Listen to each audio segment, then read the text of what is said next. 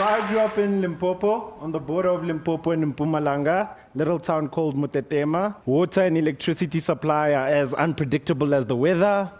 And growing up in these tough situations, at the age of 17, I was relaxing with a couple of friends of mine in winter, and we were sunbathing. The Limpopo sun gets really hot in winter. So as we were sunbathing, my best friend next to me says, "Man, why doesn't somebody invent something that you can just put on your skin and then you don't have to bath?" And I sat and I was like, man, I would buy that, eh? So I went home and I did a little research. And I found some very shocking statistics. Over 2.5 billion people in the world today do not have proper access to water and sanitation. 450 million of them are in Africa, and 5 million of them are in South Africa. Various diseases thrive in this environment, the most drastic of which is called trachoma. Trachoma is an infection of the eye due to dirt getting into your eye. Multiple infections of trachoma can leave you permanently blind. The disease leaves 8 million people permanently blind each and every year. The shocking part about it is that to avoid being infected with trachoma, all you have to do is wash your face. No medicine, no pills, no injections. So after seeing these shocking statistics, I thought to myself, okay, even if I'm not just doing it for myself and the fact that I don't want a bath, I at least need to do it to try to save the world.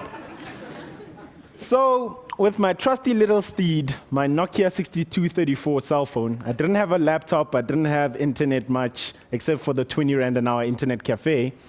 I did research on Wikipedia, on Google about lotions, creams, the compositions, the melting points, the toxicities. I did high school science.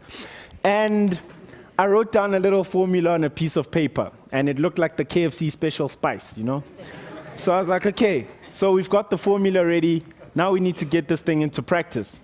Fast forward 4 years later, after having written a 40-page business plan on the cell phone, having written my patent on the cell phone, I'm the youngest patent holder in the country, and I can't say any more than that. I had invented dry bath, the world's first bath substituting lotion. You literally put it on your skin and you don't have to bath.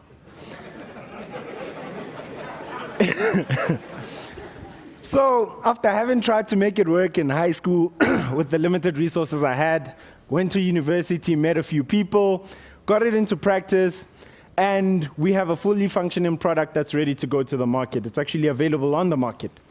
So we learned a few lessons in commercializing and making dry bath available. One of the things we learned was that poor communities don't buy products in bulk. They buy products on demand. A person in Alex doesn't buy a box of cigarettes, they buy one cigarette each day, even though it's more expensive. So we package dry bath in these innovative little sachets. You just snap them in half and you squeeze it out. And the cool part is, one sachet substitutes one bath for 5 Rand. After creating that model, we also learned a lot in terms of implementing the product. We realized that even rich kids from the suburbs really want dry bath, at least once a week. Anyway, we realized that we could save 80 million liters of water on average each time they skipped a bath. And also, we would save 2 hours a day for kids who are in rural areas, 2 hours more for school, 2 hours more for homework, 2 hours more to just be a kid. After seeing that global impact, we narrowed it down to our key value proposition, which was cleanliness and convenience.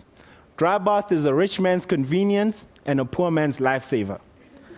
Having put the product into practice, we're actually now on the verge of selling the product onto a multinational to take it to the retail market. And one question I have for the audience today is, on the gravel roads of Limpopo, with an allowance of 50 Rand a week, I came up with a way for the world not to bath.